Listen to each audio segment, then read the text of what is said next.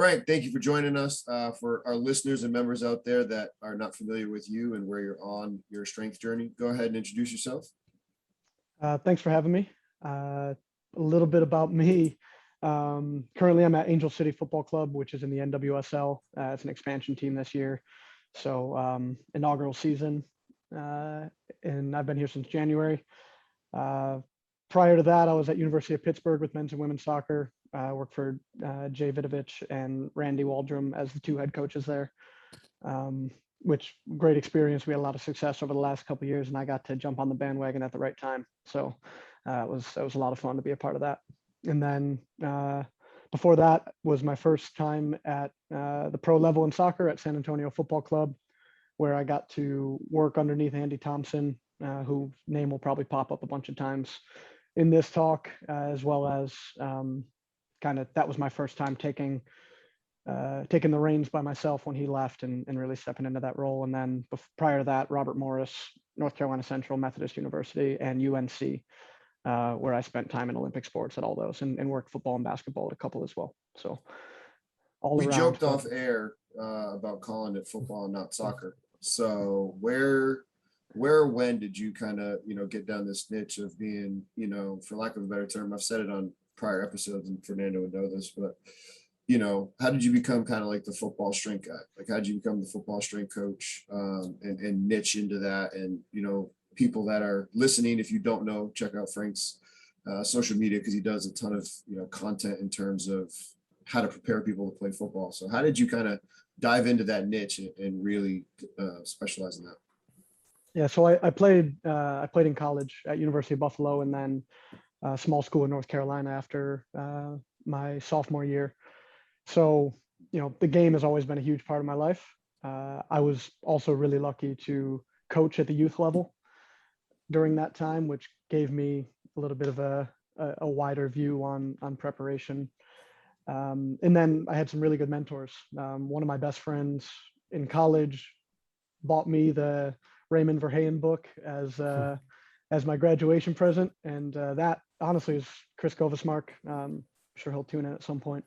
Is the reason that I really started down the path of the Verheyen stuff, which for those of you who work in footy, you may know as a bit of a polarizing or enigmatic character, which is, but somebody who whose principles have taught me a lot. And then, really from there,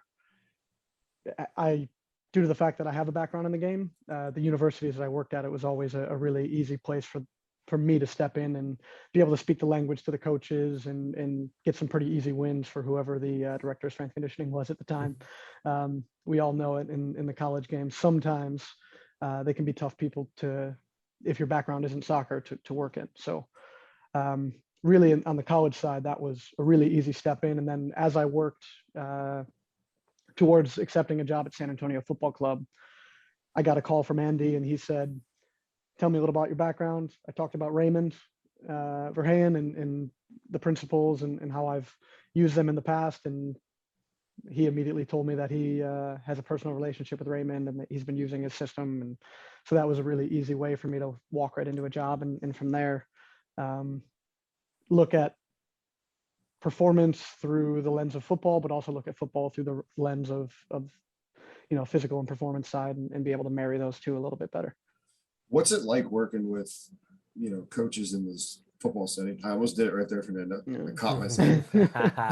Yes, I'm just going to laugh so I appear in the podcast, but that's my own intervention for the day.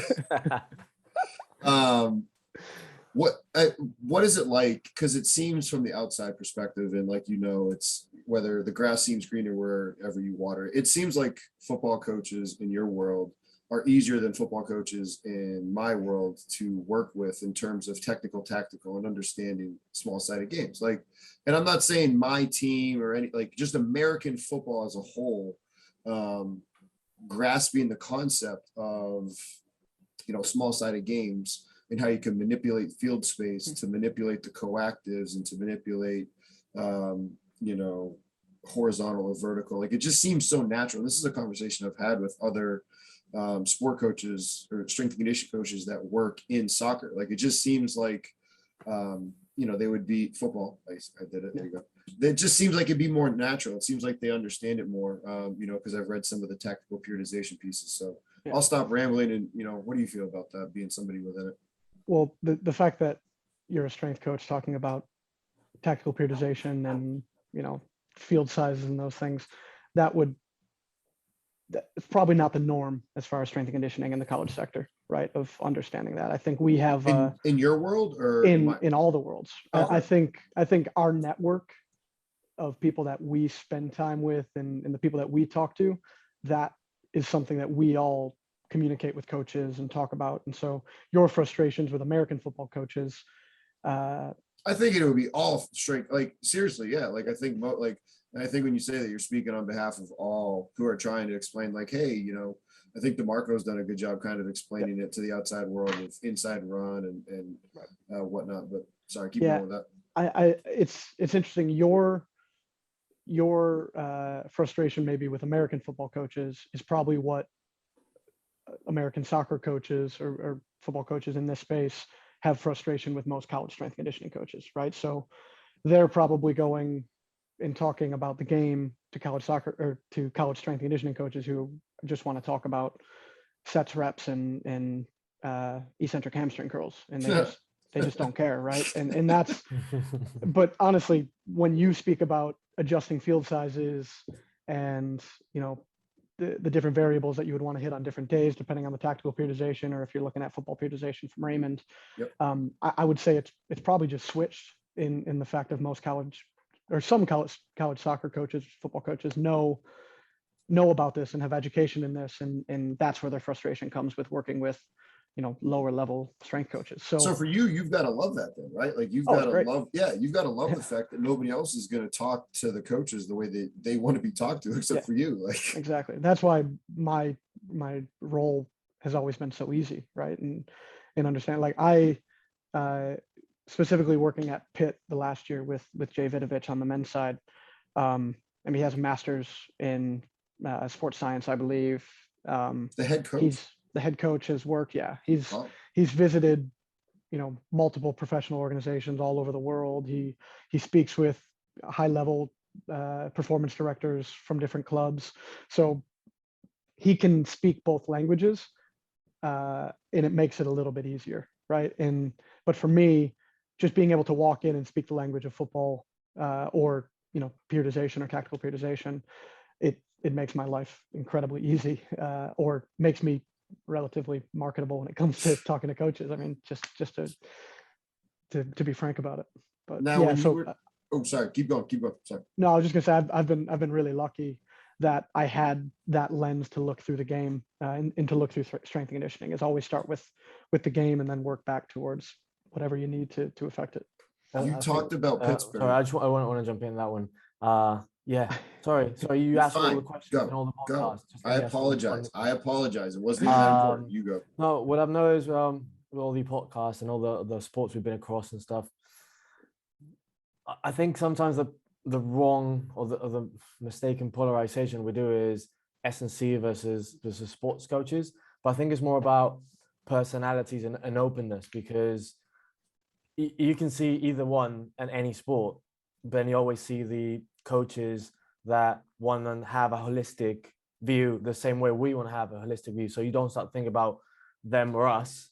It's more about how do we combine to go in the same direction. But sometimes it's just different participants in the whole equation, different interests that might not go the same way. If you're, for example, if you're coaching staff and I understand all the metrics, whatever, but if I don't win this week, I'm out. Whereas as a performance team, you're thinking, well, these guys could be ready in 2 weeks. Well, the coach might not have 2 weeks. So you're thinking, oh, that's unethical. You're going to injure someone, but he's fighting for his life with his decision making.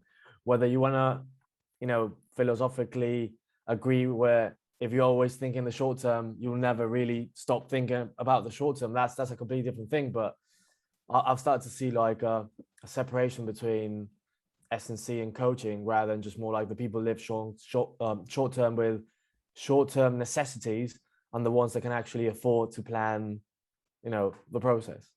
Right.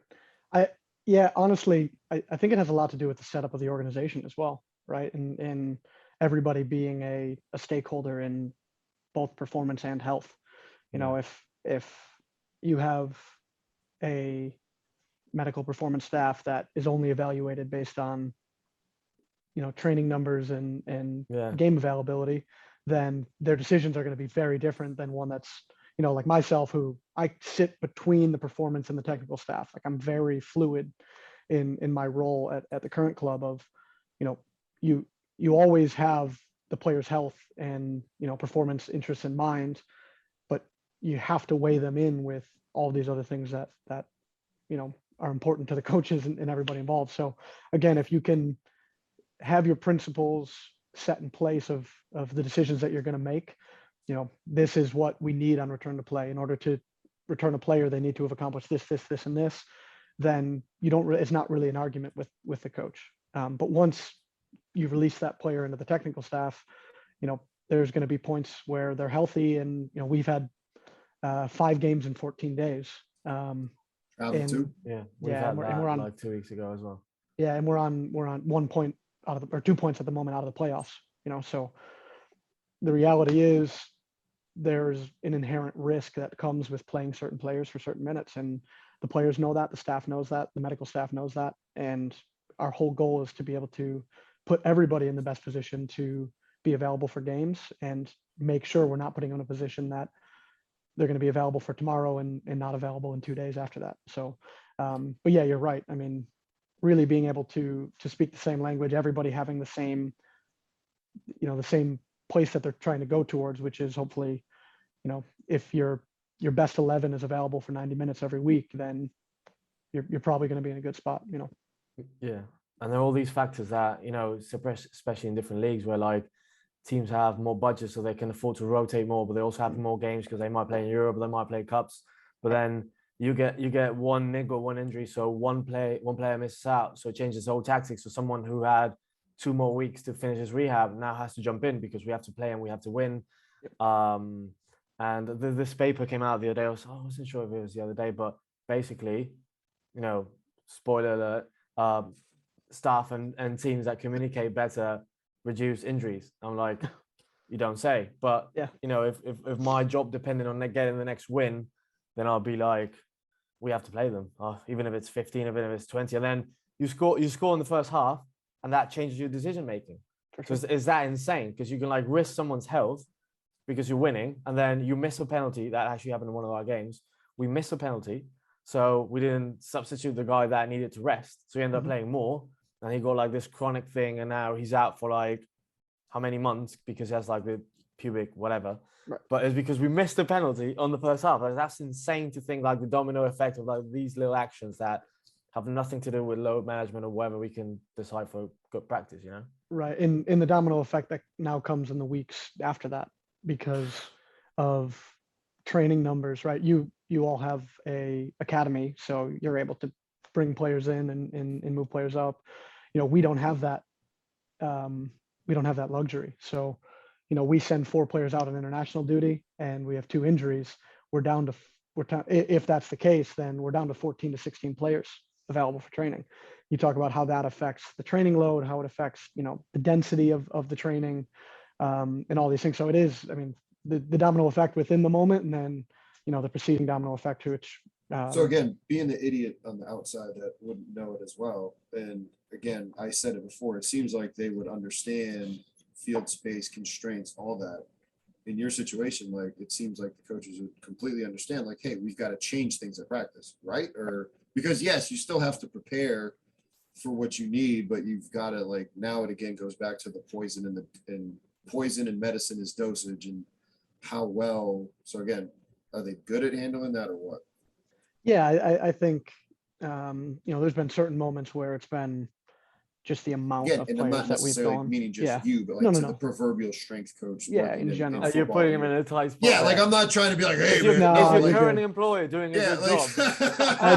I'd tell you to that's shut not up what we're doing right now. No, I think in general, yes, right. We know the differences between like the amount of actions per minute in, you know, large spaces versus small spaces, or even, the amount of actions per minute in small numbers versus large numbers, right? Even if you manipulate the space at times, if you're in a 3v3 game, because that's the amount of players that you have.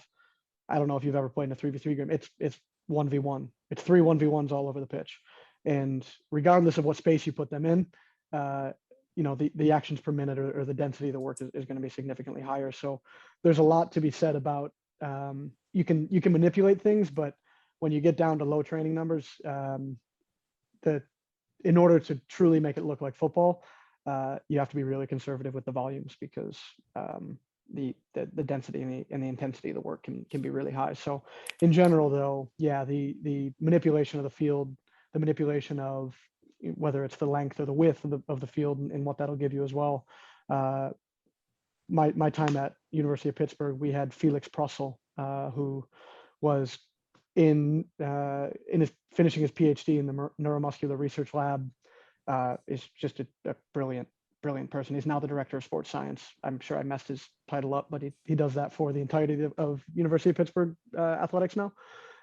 But his time was spent volunteering for the men's team when I was there, and just what he was able to show about, if we're on a game day -4 and we want to play in tight spaces, but we can still elicit some things that we may want by just going really long rather than in keeping the width really short. So he is way beyond my ability when it comes to that. Like I thought I knew anything about sports science, and then I met Felix and was like, I am absolutely useless. Felix, and he's the next level. So yeah, but really, when it comes to those short training numbers, or kind of the knock-on effect of an injury, one injury can become a problem, can become a crisis pretty quickly if you don't adjust some things. For any of our listeners that are like, okay, hey, I'm really trying to dial in and become a better soccer strength and conditioning coach, what would be some of the 10,000 foot view major principles that you're like, okay, hey, you said it before, these are some of the things that college S&C strength coaches need to work on. If we have some of our listeners or our members listening, what are some of the most important things for them to do that you would give them, like, hey, lay it out for them? From a periodization standpoint, like this is why Raymond's book sits 3 feet away from me at all times, because the principles from it are very easy to visualize and use across planning your training week, right? So principle 1 being match day, recovery day, off day, or switching the recovery and the off day depending on, at the pro level, our games were on Saturday, and so we would give them off on Sunday because that was probably the only time they were going to be with their kids. So there's a lot of things that go into that, but that being the first principle. The second principle being a taper into game day. So game day -2 being a technical session, game day -1, really reducing the space and the volume to allow for freshness on match day. His third principle is a reentry day after the recovery days, or an off day, a overload session or a conditioning session, and then again starting that technical or that taper back in. So whatever language you want to use, this obviously sounds a lot like Friday's work with the tactical periodization. It's just he does it in a little different way because he does 6-week cycles rather than just the 1 week in tactical periodization. But if you look at those 3 principles when it comes to planning your training week, especially in a condensed schedule like most college S&Cs have to deal with when it comes to soccer or football in college, that, okay, principle 1 is match day, recovery, off. You knock that one out right away. You have a match on Saturday, you recover on Sunday, you have an off day on Monday. Ideally from there, you would see when the next game is. If that's on Saturday again, then you would say the taper in. So the 2-day taper into that game. So the Thursday and Friday, the game day -2, -1 is that gradual taper. And then, okay, we still have 2 days left. That is our reentry day and our overload day. So that's a normal week. It's really easy to see how that ebbs and flows throughout the week. But the reality is, in condensed weeks, say we have 5 days rather than 7, we know that we can get the recovery in the off day. We know that we can get the -2 and -1 taper, but we know that we don't have time for an overload in that week. So that means we don't apply an overload. We don't apply a conditioning training session on that week. And so understanding those three principles is massive when it comes to understanding your training week. It also means that in the university setting, you're not going to train very much when it comes to soccer. I mean, it's just the reality. Like, what are you doing then? Is that what you're going to ask? But you're gonna get those loads from the game days, and that's where like Exactly. lifting in game day like starts playing a part, because you know you're trying to, well, it's not squeeze in, sounds like a bad concept, but you know, like sort of microdose and get what you want, because if you're not getting better, you're getting worse. So so sure. either recovering or you like training something. It's Right. either one. Like there's no in between. No, and of course you can. There's also the fact of you have 11 players who are not playing in the game potentially, or 10 players who are not playing in the game, and obviously you would like to, or you need to give them a stimulus, either on that day, whether it's post game or match, or on the next day as close to the rhythm of the team as you possibly can. But yeah, when in college, NCAA soccer, to be easy with it, there's not much time to train. Most of your weeks are Friday, Tuesday. And every once in a while you'll have 7 days. And Jay and I would always talk in Felix at Pitt of like, okay, we've had 3 weeks in a row where we've had 2 games in 7 days. We finally have a week where it's 7 days between games. You give them an overload, or you just say we need to come down this week because they've been getting hammered over and over and over again. So these are where you have to, try to make some decisions of what the players need. So what did you guys do in that situation? Was it dependent upon to again, avoid any monotony throughout the weeks? Would you periodize when it needed to be higher or lower, or what? When it comes to the training? Or yeah, like you said, if it presented itself where it was, okay, you had a couple of weeks of 2 games, and then now for the next 3 to 4, it's 1 game throughout the week. Do you then say, okay, hey, the first week after it, maybe it's no overload, but then you're going to alternate, or how do you guys go? How would you go about doing that? How do you recommend it? Yeah, if you're lucky enough to get 3 straight weeks after, that'd be great. Really? But it rarely happens. You might get another couple weeks of 2 games. Why is the schedule like that in college soccer? That's what Jay is fighting, and the rest of the good NCAA soccer coaches are fighting for, to a fall and a spring season, because when you're playing 18 to 24 games in 3 months, there's just no room for them, right? Yeah. And that's the reality of NCAA soccer. But in 2020, during the COVID year, we had a game a week in the fall and then a game a week in the spring, because we, in the ACC, were able to play both in the fall and the spring, and we were able to spread our games out across those 2 seasons. The development that we saw in that year of players, physically, tactically, technically, was miles ahead, right? And the injury rates plummeted. And yeah, no surprise, right? Yeah. Mind blown. Yeah, right. Obviously, that is more information that they have then now taken and brought to the NCAA again. Like I don't know. That's how this awesome is even, that they're doing that, right? Yeah, I don't even know how this is a conversation. That's 21st century model. If anybody wants to take a look a little bit deeper into that, I believe it's 21stcenturymodel.com.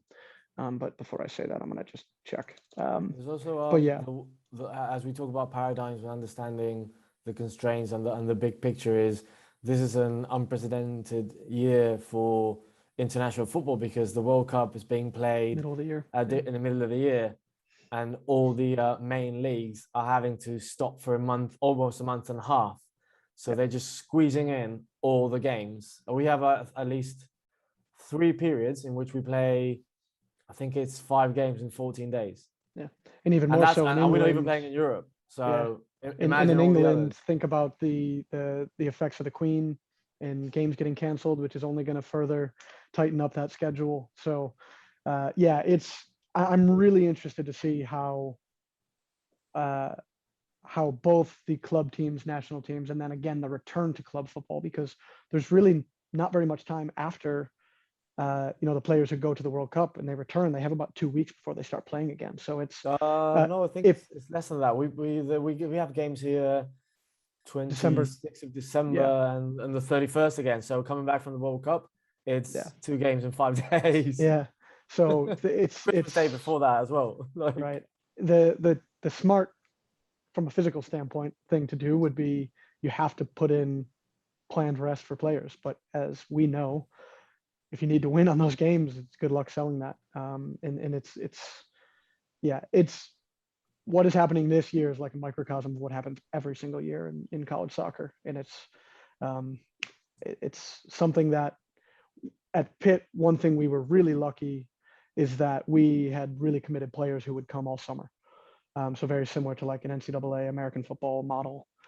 Yeah, in June, we were lucky to get all the players in, which, as I know you all were just picking up on, in college soccer, you have 10 days from the first day of preseason, and like truly NCAA preseason, until the first game. That's absolutely absurd. It's and I've seen that for the last 5 years here. Yeah, it's ridiculous. It blows my mind because, like you said, Fernando and I were just talking. I have those 4.5 weeks, including the game week for American football. Yeah. So what we were able to do because of the standard set by the head coach on the men's and the women's side this last year as well was to get everybody in about 6 weeks prior to the start of their preseason. So their 10-day preseason. So you could say, most strength conditioning coaches who will have that will just do the conditioning and then go play soccer, right? And the kids or the players themselves do some pickup or play. But we were able to structure it a little bit more in the way of, let's speak on the women's side. I would give the women a structure of what a week should look like. So speaking of Raymond Verheyen, I use Raymond Verheyen's model, 6-week periodization. It worked perfectly. We had 2 weeks of larger sided games. We had 2 weeks of medium sided games. We had 2 weeks of small sided games leading towards what their preseason was. And, there's undulations in that and buy his book if you want to read a little bit more, but I don't want to take all his credit. 10%. Yeah. I don't have the discount code yet, but we were able to give them, their physical prep work to start the session. And then essentially I gave the players a menu, right? This is the exercise. You select an exercise or pick an exercise or make an exercise that would fit these variables on this day. Here's the times, here's the minutes, here's the amount of volume that we want you to do. And then I just sat there with a stopwatch and timed the games and helped out as far as just the structure of the week. And that's mostly compliance reasons. Otherwise I'd be yelling my face off. But we were able to do that, and we had a 6-week lead into preseason. And then when it came to that 10 days that the coaches had with them, where they were doing everything that they needed to do, they weren't worried about trying to fit in 10 days of fitness and 10 days of tactics all at once, which we all know in general, 10 days of fitness isn't going to get you fit. It might get you fit, but early ripe, early rotten. The quicker you get fit, the quicker you are to injury, probably. But we were able to work towards that over 6 weeks, and it meant we just had a healthier group, as we went through that season, and we stayed healthy. I think mostly due to the fact that we had all of the physical side, but also we performed football actions for 6 weeks rather than just running or just doing change of direction work. We all know once you introduce a football into things, the intensity changes, the muscle actions change. So to be able to do that in a systemized, progressive way, one, it helped us massively, but two, it's just another, feather in the cap of we need a longer season that we can spread things out on the college side. You said the word fitness. Oh, sorry. I was going to fit in with that one because it actually circles back. I love interrupting you on the podcast. I'm actually enjoying it. I'm going to start doing it more often today. It actually circles back and fits perfect with the initial conversation about S&Cs on the one side, coaches on the other. Because, of course, if you work for performance, right? So sometimes the players see us here as like the weights dudes. And like, I'm a performance coach. I want you to perform. So I need to understand everything. So you do understand that if they're poor tactically or in the moves, they'll be less efficient. So they have to work harder. So they get more tired. So that affects their fitness. Right. So you can't squeeze in either one. So if you integrate and you understand a bit of both, I mean, you don't have to be an S&C expert to be a coach, and you don't have to be a coaching expert to be S&C. But that's how you see, and you're able to zoom in and zoom out because you're thinking about the bigger goal, which is performance, but also keeping everyone healthy, and getting that virtual cycle of like moving well, executing better, better decision making, Yep. better outcomes. Hopefully, I mean, you can do all right and still get a bad result, and then people can do whatever mess and get a good result, and that's the eternal struggle and the eternal conversation. But I think there's an amazing problem solving, which is, in the depth, that's pretty much what we have to do, right? Just solve the performance problem. Sure. My question was going to be how, like, I've heard that other people that work in football with their coaches saying the word fitness, how it's like, is that real? Or again, I'm the naive one here, but to our listeners and to you that like, okay, what does the word fitness mean to a head or a assistant football coach, and how can our members, listeners, make sure that they do a really good job of giving those coaches what they want, even if sometimes it means placating them, or whatever word you want to use. Yeah.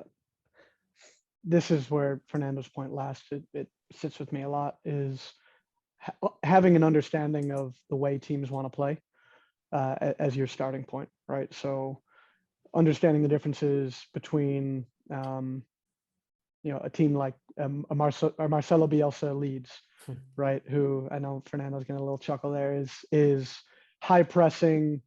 It's essentially 1v man versus man all over the pitch, right? When they win the ball, it's 8 players running as fast as they can to get into the attack. And when they lose the ball, it's everybody squeezing and getting behind the ball again, or trying to win the ball so they can attack again, right? So the physical cost of that is massive. And you also have to prepare your players for the physical cost of that, which may be different from a team who is going to sit back and defend and play on the counter, and may have 1 or 2 opportunities where they're going to counter. So the preparation of your training and what you do during the week should look like how you're going to play, right? It's all great if you're the lowest team in the league and you want to play like Manchester City, and we have extensive possession and we're trying to, but if the reality is that you're going to be sitting in a block of 2 4s and 2 strikers 6 yards in front of them for 85 minutes of the game, then you better train like that when it comes to your training week. So I think understanding that first is really important. And honestly, for that helps you with that conversation with the football coach of, our players aren't fit. Well, what aren't they able to do? What do you want your players to be able to do? Well, they're not fit. No, I need you to dig a little bit deeper than that, right?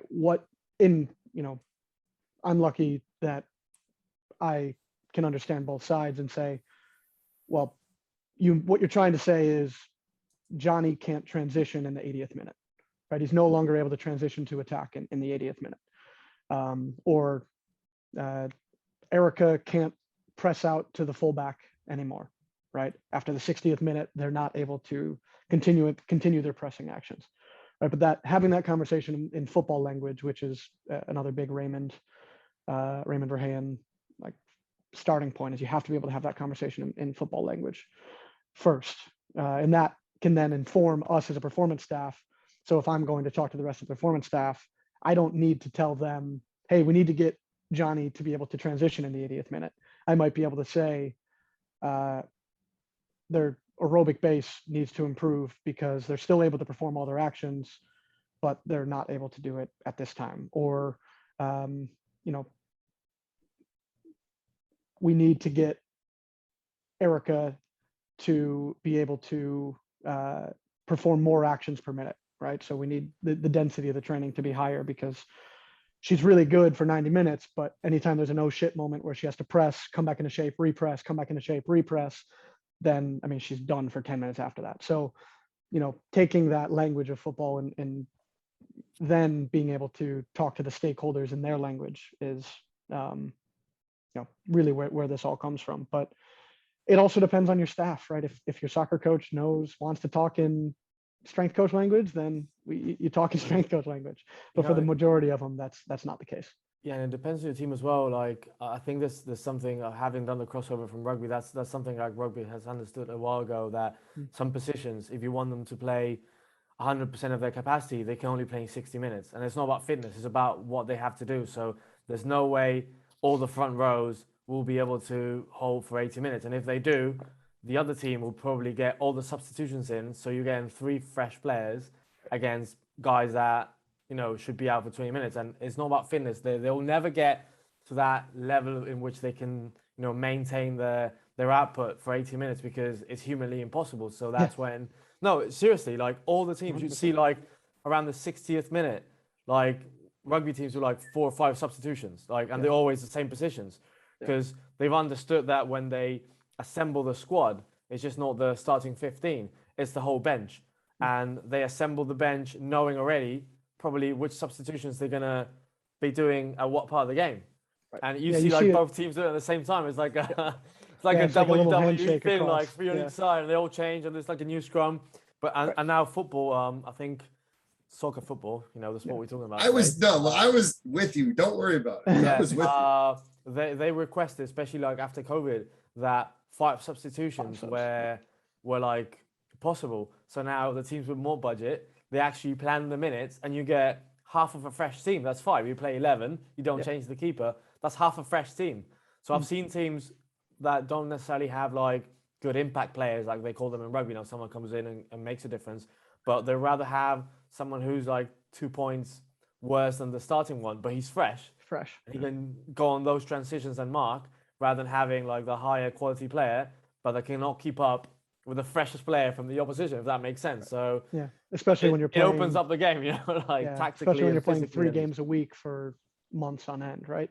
You see, when you talk about like rugby, you'll also see it with teams that play with wing backs in football, right? The reality is the up and down, especially if you're transitional. I mean, you're going to expect that a wing back isn't going to last 90 minutes. It's just, and so planning your team, or like Manchester City has done, they know that they want their fullbacks to be part of the attack. And so they went and invested in 4 world-class fullbacks, and they rotate, and they've done that for years now. So that's an even deeper conversation, and one that I actually plan on hopefully being a part of this off season, is from a physical lens, player acquisition, right? And what you need to set your team up in order to be successful in condensed schedules, right? Like how many players we need in each position, how many players, the reality is, or another one, what formation we're going to play, and how that's going to change things, because.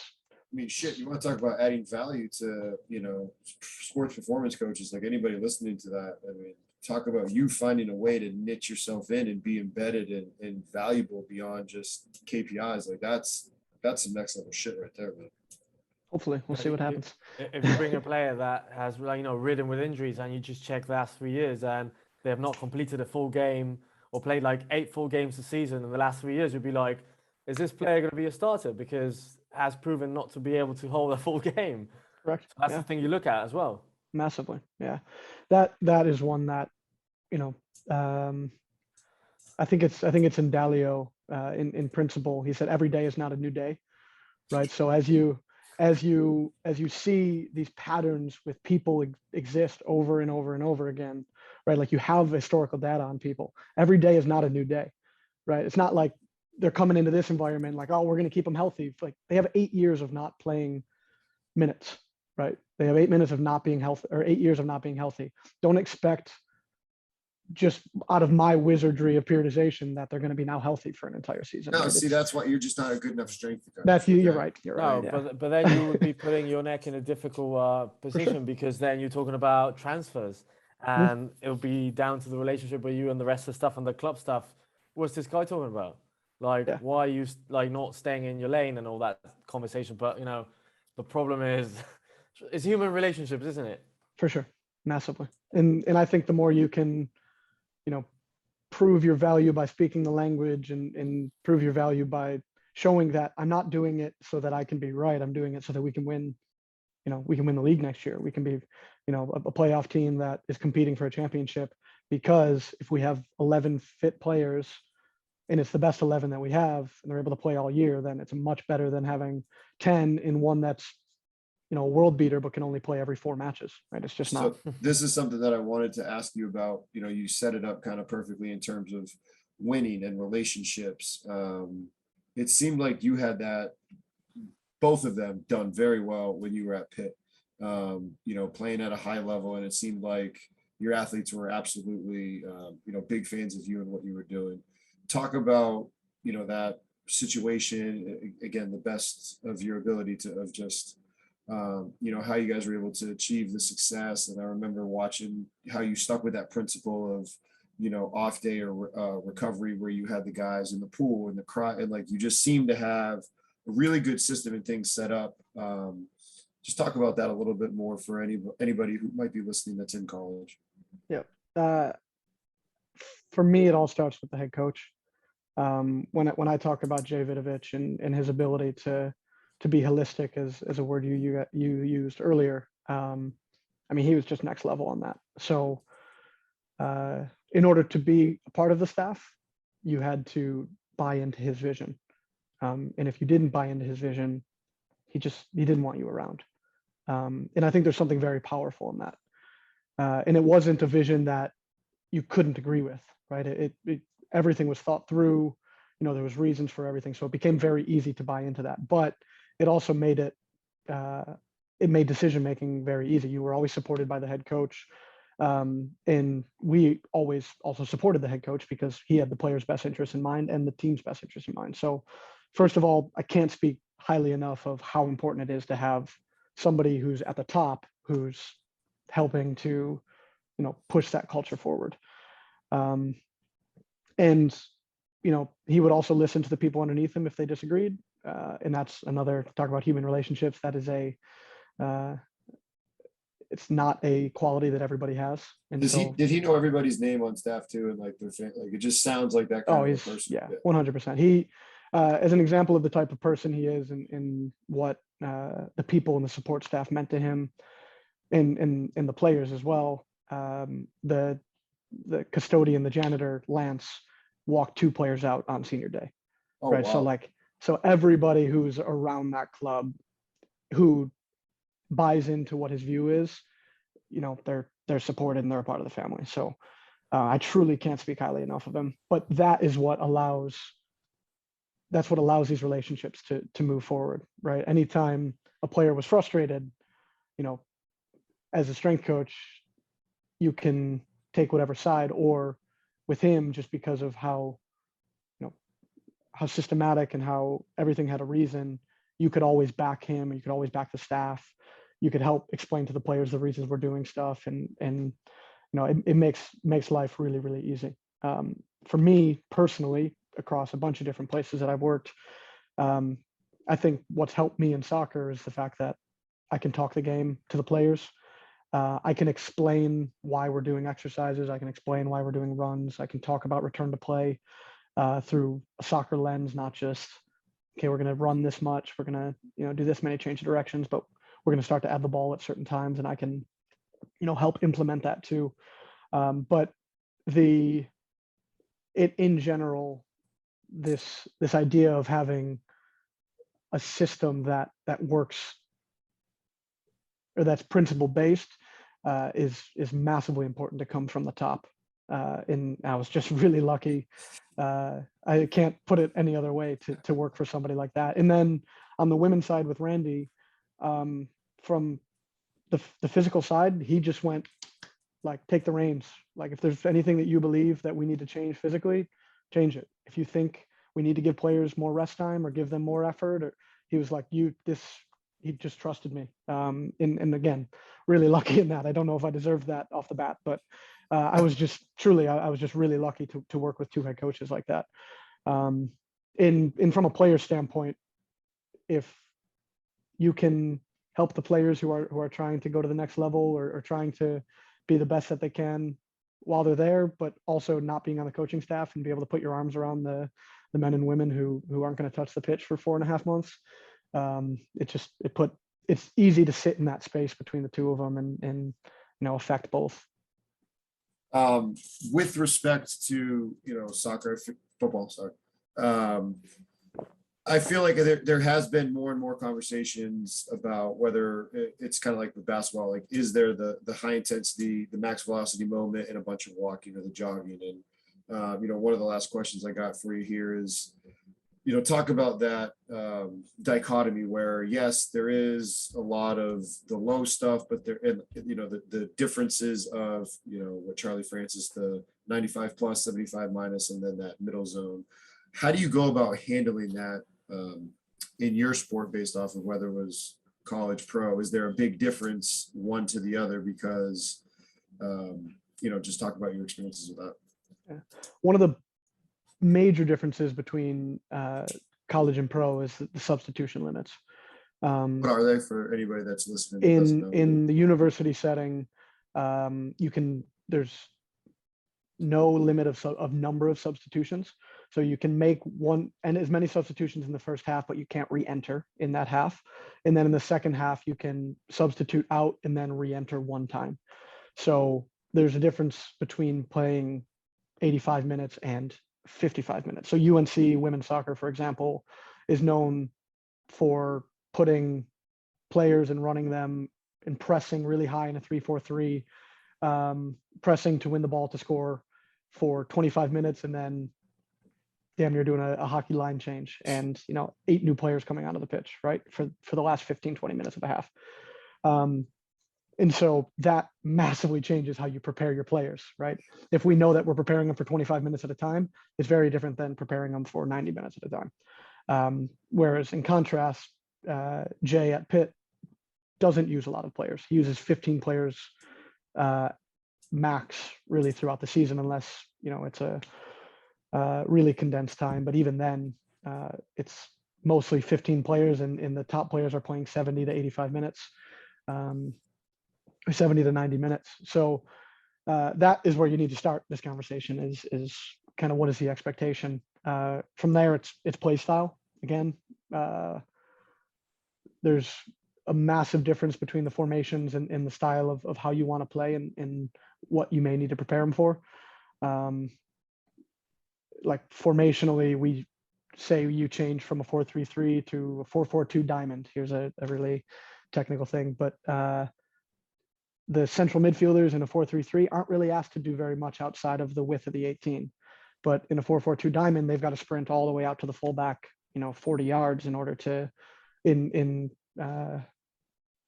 we're set in like a mid block. So knowing that can also change exactly, what the expectations of each position are. The amount of substitutions, 1, 2, the formation and the play style. And then for me, I think when it comes to that fitness ability of like maintaining many actions over longer periods of time, the more you can play the game in the similar spaces that you are required to play, the better. Obviously, you can't do that every day, and you probably only can do it once a week. But playing for extended periods of time can massively help that. One thing that I tried to get away from is using distance as any metric. It really, it's an important metric to look at, but the reality is distance as a metric without looking at the other ones and how the density and the intensity affect it is almost useless, right? I can't, if we're talking about the difference between 4,000 meters and 5,000 meters of distance, it doesn't matter. If we're talking about how we got that, it's incredibly important. But yeah, I don't see soccer as much of a high-low sport. There is a good bit that's played in the middle, especially in the NWSL, because the NWSL is really transitional versus like England, the WSL for the women is a lot more tactical. There's a lot more possession. Us, it's like, it might as well be a tennis match. You're just watching like this as the ball goes end to end over and over again. So again, as I mentioned earlier, not just preparing the team for how you want to play, but preparing the team for how they're going to be asked to play by the other team. If it's going to be transitional in the NWSL, you better prepare your teams for transition and not just train them to keep possession for 80 minutes. And then when we get to match day, they're unable to cope with the demands of the game. But so again, depends on the league, depends on how you want to play. And I think you just have to look at that and train as close to it as you possibly can. And then on top of that, give them what they're not getting during training. So if our central midfielders are going to be asked to do a lot of transitioning and the training doesn't give that to them, say we play in a lot smaller spaces depending on the coaching staff, then you better get them over some longer distances and being able to transition and handle that. I think that's really important. Oh man, you hit the nail on the head. This has been a pleasure talking with you for the last hour. For anybody that has listened and want to follow more about what you do, where can they follow you on social media? Instagram. I don't use Twitter very much, but maybe I'll get back onto it. At coach_Frank B. I think I got that right. I'm looking to put some more stuff out. I've been a little bit slow during the season, but you can scroll through and see some of the old stuff. Again, I really appreciate it. This has been a blast. I joked around before with Fernando with Borthwick that he should change his name to tennis strength coach. You should change yours to football strength coach. Yeah, that'd be very confusing in America. The Americans would not be happy about that. Yeah, I think I'd have to grow a mustache and get a small T-shirt, but fill the sleeves, baby. Fill the sleeves. Right, thank you, man. I'll let you enjoy the rest of your day. Thanks, guys. I appreciate this. Right.